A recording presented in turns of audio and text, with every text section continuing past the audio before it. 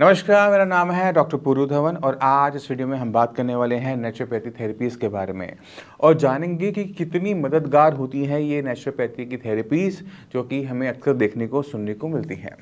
तो naturopathy therapies में बहुत सारी थेरेपीज़ होती हैं, कभी मड बाथ थेरेपी हो रही है, कभी कोई और थेरेपी हो रही है। जो भी थेरेपी बॉडी की बाहर से काम कर रही होती है, उसका कोई भी किडनी फेलियर पेशेंट को नुकसान नहीं होता। कब तक नहीं होता? जब तक कोई ठंडी चीज़ बॉडी के साथ नहीं आती कॉन्टैक्ट में।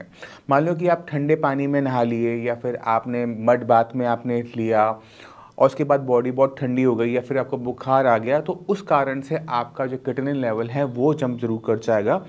जानने वाली बात यह है कि यहाँ पे किडनी खराब नहीं हो रही, सिर्फ बुखार आने की वजह से किडनी लेवल जंप करते हैं। Number 1 thing. दूसरी चीज़, जब हम नेचुरोपैथी ट्रीटमेंट करवाने जाते हैं तो इसमें हम देखते हैं कि खाना पीना बहुत बदल जाता है। अन्न को पूरा तरह से बंद करवा दिया जाता है, ना गेहूँ खाना है ना चावल खाना है। जब हम गेहूँ चावल खाना बंद कर देते हैं तो हम एक कॉमन दिक्कत देखते हैं कि पेशेंट का जो वज़न है ना वो कम होना शुरू हो जाता है। अगर आप कोई भी थेरेपी लेते हो, कोई भी ट्रीटमेंट लेते हो और अगर आपका वज़न गिरता जा रहा है तो वो सबसे बड़ी घंटी होता है जो ये बता रहा होता है कि अब आपकी बॉडी वीक होती जा रही है। किडनी फेलियर पेशेंट की बॉडी को हेल्दी रखना बहुत ज़रूरी होता है, क्योंकि किडनी अगर ख़राब हो रही है तो नेक्स्ट स्टेप जो होता है पूरी ख़राब होने के बाद वो डायलिसिस ही होता है। आज मेरी किडनी ख़राब हो रही है, मेरी प्रोबेबिलिटी डायलिसिस की होती है। अगर मैं किडनी को ठीक करना भी चाहता हूँ, इसका मतलब ये नहीं है कि मैं अपनी बॉडी को कमज़ोर कर लूँ, क्योंकि अगर मेरी बॉडी कमज़ोर बहुत ज़्यादा हो जाएगी, वीक हो जाएगी, मेरा बॉडी का वेट 40 किलो 45 किलो 50 किलो हो जाएगा, बॉडी इतनी वीक होने पर डायलिसिस लायक नहीं बचती है। आपने हमेशा ध्यान रखना है कि आपकी अगर बॉडी हेल्दी है तो उसके अंदर ख़राब किडनी भी अच्छा काम कर जाएगी, मगर अगर आपकी बॉडी वीक है तो उसमें अच्छी किडनी भी कम काम करेगी, क्योंकि जो खाना आप खाते हो अपने शरीर को देते हो वही खाना आपकी किडनी को मिलता है। किडनी का खाना अलग से नहीं होता। तो अगर आप खाने के अंदर अच्छे अच्छे फल खा रहे हो, अच्छी अच्छी सब्जियां खा रहे हो और अच्छी अच्छी फल और सब्जियां सोच के ये सोच रहे हो कि इससे मेरा शरीर चल जाएगा, ऐसा नहीं हो पाता।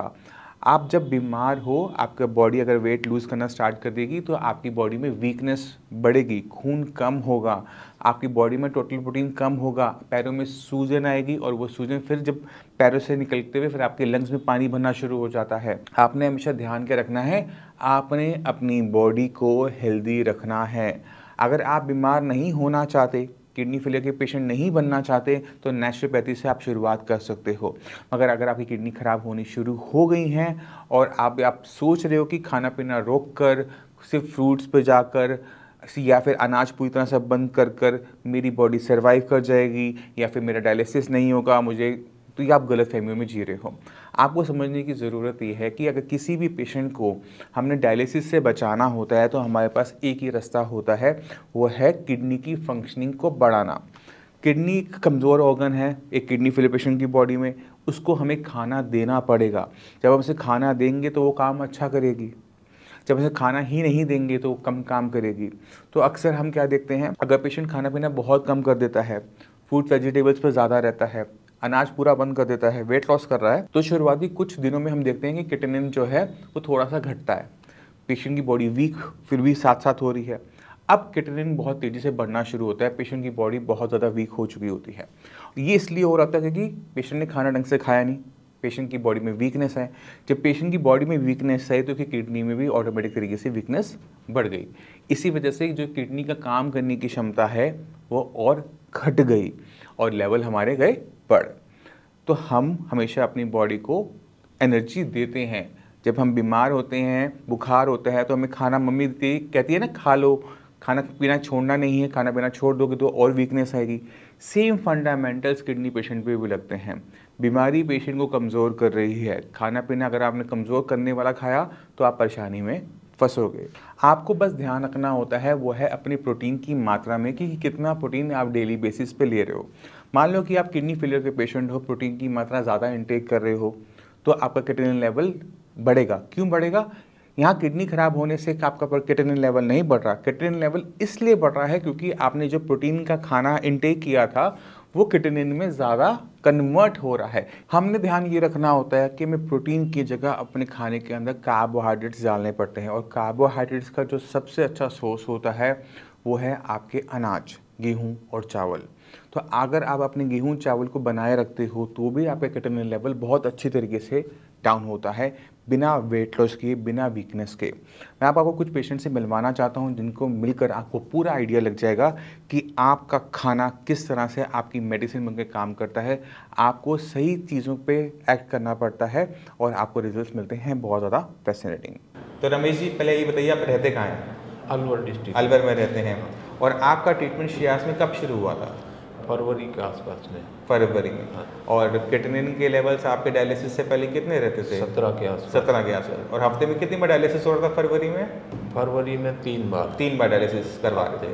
तो ये डायलिसिस कब से चल रहा था आपका फरवरी से पहले? बस फरवरी से ही फरवरी में शुरू हुआ था। और अब आपका डायलिसिस हफ्ते में कितनी बार हो रहा है? अब 15 रोज में हो रहा है एक बार। और डॉक्टर क्या बोल रहे हैं कितनी बार आपको ज़रूरत है? अब तो मतलब 15 रोज में या 1 महीने के में, महीने में एक बार बोल रहे हैं। हाँ। देखो, जो आपके लेवल है उसके हिसाब से आपको आज की तारीख में भी एक भी डायलिसिस की ज़रूरत नहीं है, क्योंकि आपका खून अब गंदा ही कम होता है। अब आपका खून का जो क्रिएटिनिन लेवल है वो 6 ही रहता है। हाँ, तो हम बस 5-6 के आसपास, 5-6 चाहे आप डायलिसिस करवाओ चाहे आप ना करवाओ, वो 5-6 से ऊपर वो नहीं जा रहा है।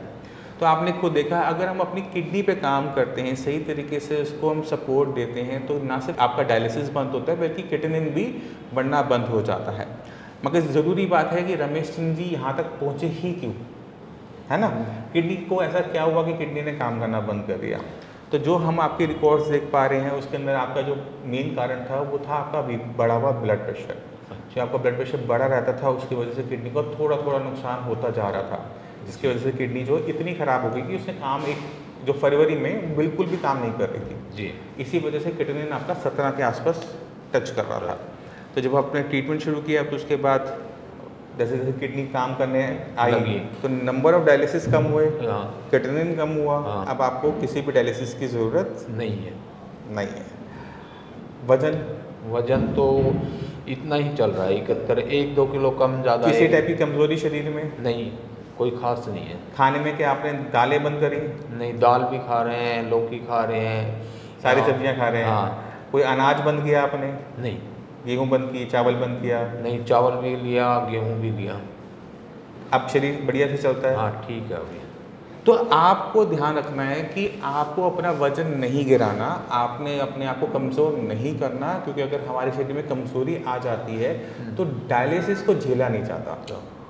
अगर सपोज करो मुझे आपका डायलिसिस करवाना है और मैं आपका खाना पीना बंद कर दूं, आपको मैं जो बाजरा पे डाल दूं, आपका शरीर बहुत तेज़ी से कमज़ोर होता है और जो भी आप चलकर आए हो वो चलना फिरना बड़ा मुश्किल हो जाता। ठीक है, तो आप इस चीज़ का ध्यान रखो कि किडनी शरीर के अंदर है, बाहर नहीं है। जब आप शरीर के लिए खाना खा रहे हो तो किडनी को भी खाना मिल रहा है। जब उसे खाना अच्छा मिल रहा है, ताकत मिल रही है, तो वो काम अच्छा करेगी। आप शरीर को खाना मत दो और ये सोचो कि किडनी को खाना अलग से मिलेगा, ऐसा नहीं होने वाला। जब कोई पेशेंट घिया, तोरी, टिंडा, सिर्फ ये 3 सब्जियाँ खाता है या फिर वो बहुत ज़्यादा अनाज छोड़ देता है, मिलेट्स पे रहता है, तो शरीर में कमज़ोरी शुरू हो जाती है।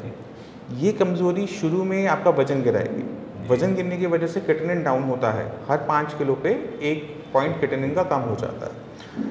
बट उसके बाद दिक्कत क्या होती है कि उस कमज़ोरी की वजह से और जो क्रिएटिनिन अब नीचे गया है वो दोबारा से बढ़ेगा। बट अब वो बढ़ेगा, डायलिसिस के नंबर बढ़ेंगे, बट शरीर कमज़ोर हो चुका होगा तो झेल नहीं पाएगा।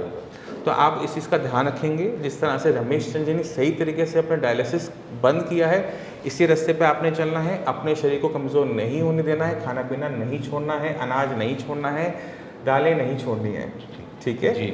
तो आपने खुद देखा कि किस तरह से क्रिएटिनिन लेवल डाउन हो जाता है, वीकनेस बिल्कुल नहीं आती, पेशेंट की खाना खाने की जो क्षमता है वो पहले से ज़्यादा होती है।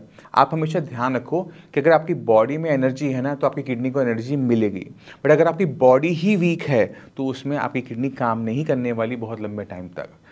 अगर आप इस बात को समझ जाते हो तो आपका आधा ट्रीटमेंट यहीं पर हो जाता है। इसी के साथ आप सभी से मैं चलने की आज्ञा चाहूँगा। मिलते हैं अगली वीडियो में, तब तक के लिए नमस्कार।